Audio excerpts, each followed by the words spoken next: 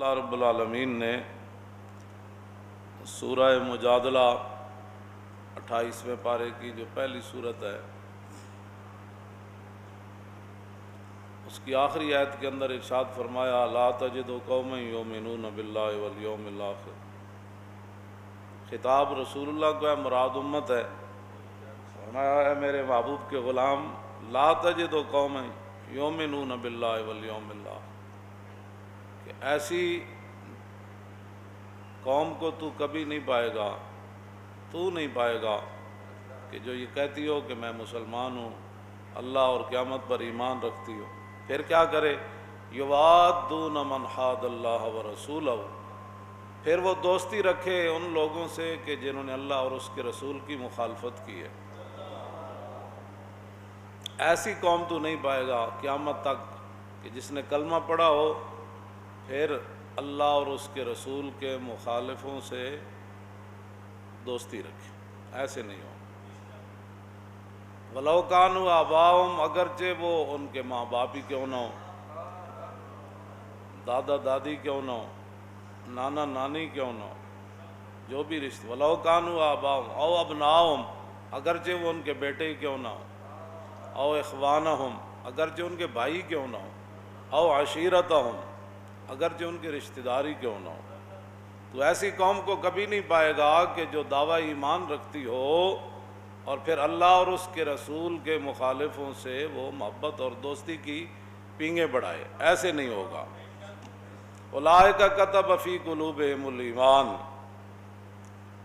فرمایا کہ یہی وہ لوگ ہیں جنہوں کے دلوں پر اللہ نے ایمان کو نقش کر دیا ہے۔ وَأَيَّدَهُمْ بِرُوحٍ مِّنْهُ، اور اللہ رب العالمین اپنی طرف سے روح کے ذریعے ان کی مدد کرتا ہے، مراد ہے جبریل امین کے ذریعے ان کی مدد کرتا ہے۔ وَيُدْخِلُهُمْ جَنَّاتٍ تَجْرِي مِن تَحْتِهَا الْأَنْهَارُ، اللہ رب العالمین ایسے لوگوں کو اس جنت میں داخل فرمائے گا کہ جس کے نیچے نہریں جاری ہیں۔ وہ نہریں کون سی ہیں، کس قسم کی ہیں، وہ اللہ جانے یا اس کا رسول جانے۔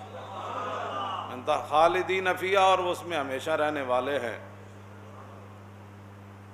رضی اللہ عنہم ورضوا عنہ،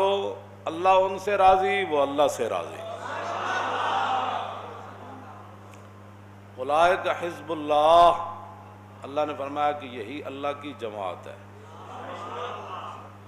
ہم سارے ہی مسلمان ہیں، میں نے کہا اللہ جس کو جماعت قرار دیتا ہے وہ یہ ہے،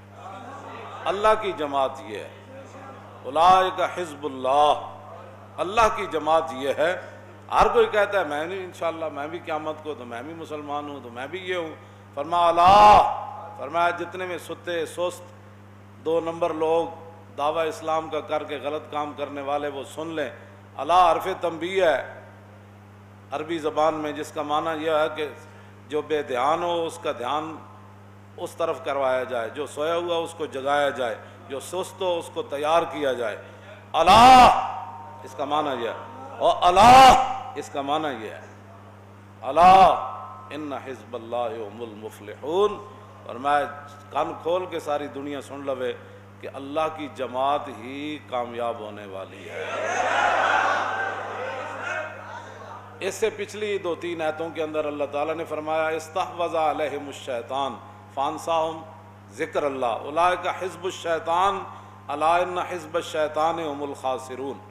اللہ نے فرمایا کہ شیطان ان پر غالب آ گیا،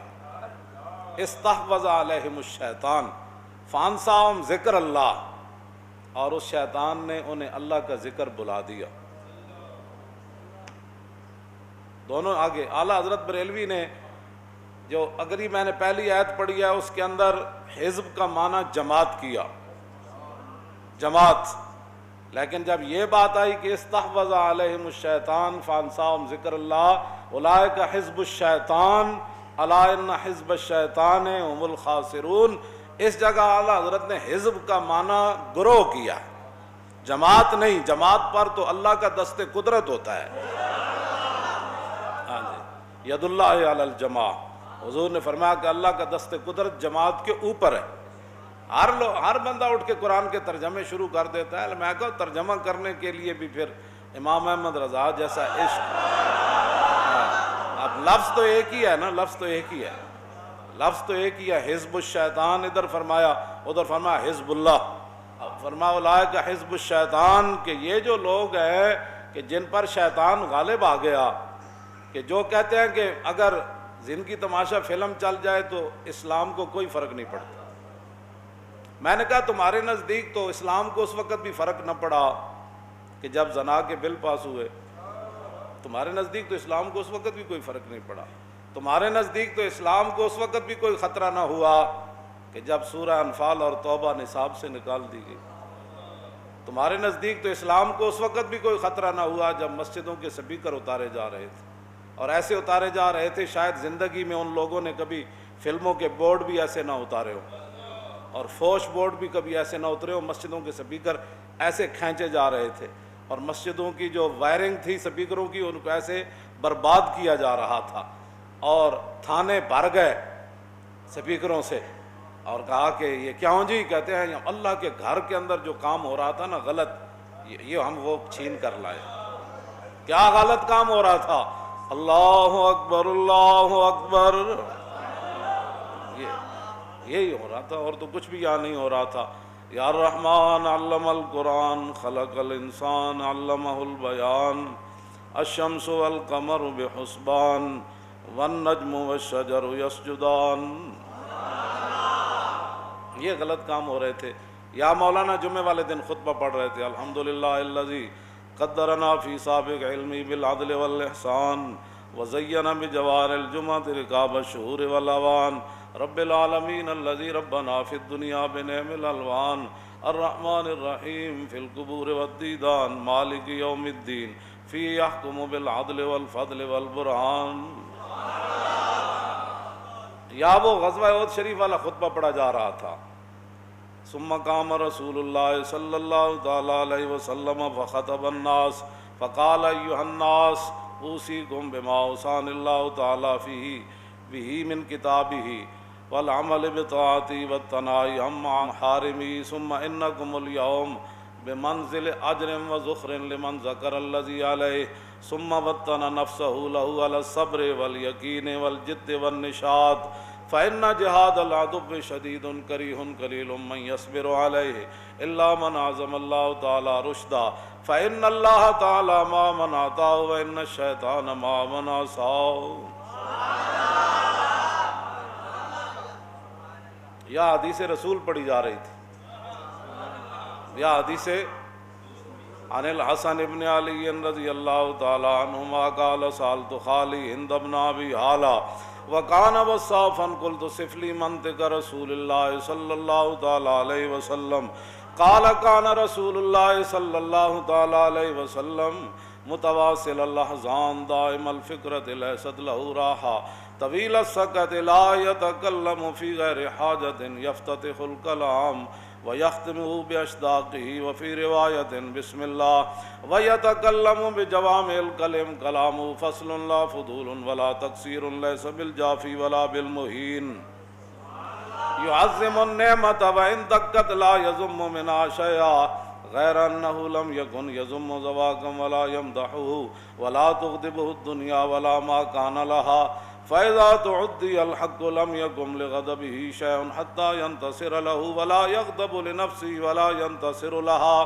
وَإِذَا أَشَارَ بِكَفِّهِ كُلِّهَا وَإِذَا تَعَجَّبَ قَلَبَهَا وَإِذَا تَحَدَّثَ اتصل بها وَضَرَبَ بِرَاحَةِ الْيُمْنَى بَطْنَ إِبْهَامِهِ الْيُسْرَى وَإِذَا غَضِبَ أَعْرَضَ وَأَشَاحَ وَإِذَا فَرِحَ غَضَّ طَرْفَهُ جُلُّ ضِحْكِهِ التَّبَسُّمُ يَفْتَرُّ عَن مِثْلِ حَبِّ الْغَمَامِ۔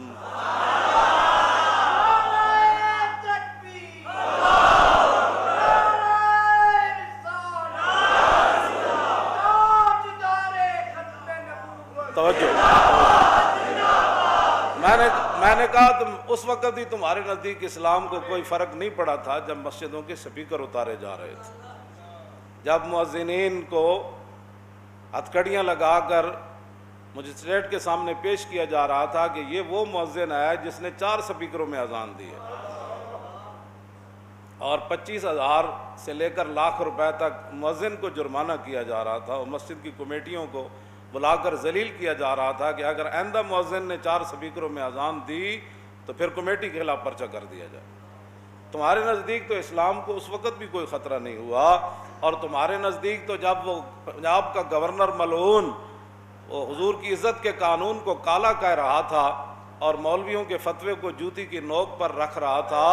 تو تمہارے نزدیک تو اسلام کو اس وقت بھی کوئی خطرہ نہیں تھا، لیکن وہ گورنر پنجاب تھا۔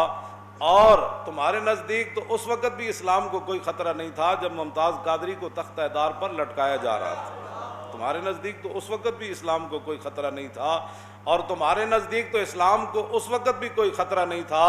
جب قومی اسمبلی کے اندر 70 صفحے ختم نبوت کے بارے میں تبدیل کر دیے گئے تھے، تمہارے نزدیک تو اسلام کو خطرہ کبھی ہوا ہی نہیں۔ ہاں، اور جب ہم پوچھنے کے لیے گئے تھے تو تم نے 12,000 شیل گرائے اور 8 بندے شہید جب کر دیے تھے، تو دہشت گرد اس وقت وہی تھے کہ جو حضور کی ختم نبوت پر پہرا دینے گئے تھے۔ تم تو اس وقت بھی بالکل مومن تھے اور بڑے پکے عاشق رسول تھے، اور تمہارے آباء و اجداد بھی بڑے مومن تھے، اور اس وقت پاکستان کا مطلب کیا، لا الہ الا اللہ محمد رسول اللہ پر تم عمل کر رہے تھے، اور جو وہاں پوچھنے گئے تھے کہ ختم نبوت پر ڈاکہ کس نے مارا، تو وہ تو اس وقت بھی دہشت گرد تھے اور آج بھی دہشت گرد ہے۔ تمہارے نزدیک تو اسلام کو اس وقت بھی کوئی خطرہ نہیں تھا کہ جب وہ ملعونہ حضور کو گالیاں دینے والی باہر جا رہی تھی، اور تم کلمہ پڑھنے والے اور اسلام کے نام پر جو ملک حاصل کیا گیا تھا بڑے اعزاز کے ساتھ، وہ اعزاز تمہارا ہے، وہ تو دنیا میں بھی ملعونہ ہے، قبر میں بھی ملعونہ ہے، کل حشر میں بھی ملعونہ ہے۔ اور جو اس کے ساتھ کھڑے ہیں وہ دنیا میں بھی ملعون ہے، وہ قبر میں بھی ملعون ہے، وہ کل حشر کے اندر بھی ملعون ہے۔